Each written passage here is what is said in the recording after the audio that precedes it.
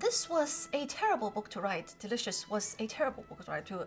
In terms, not that it turned out to be a terrible book. I think I'm quite pleased with how it turned out, but it was a tremendously frustrating and at times scary process because it was the first book I ever written where somebody was expecting it at the other end.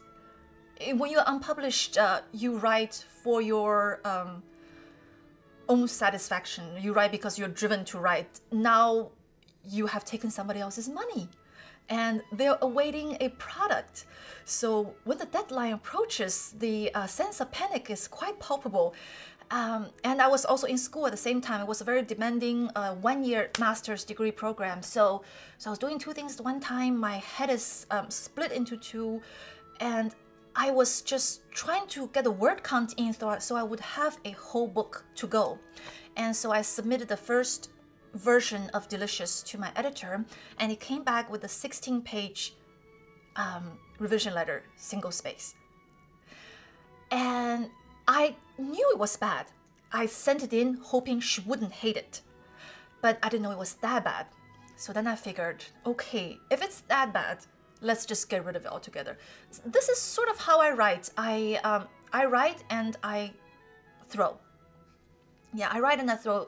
Private Arrangement had a totally different first version, and when I got around to writing it again, I threw the whole thing out and just started from the ground floor up with only the characters' names and the bare bone backstory the same. Everything else had changed completely. So with Delicious, I guess I never asked whether that's a strange thing to do. I just started again.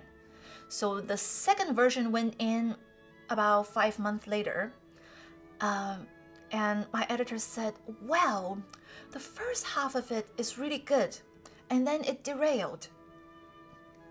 So then it was back to the drawing board, and I was thinking, she kept saying, you know, there's just not enough stake. And I think I knew why there's not enough stake, because I am sort of a cynical person in a way, and I don't believe that if you throw every difficulty in the way of a couple that I will believe what happens in the end.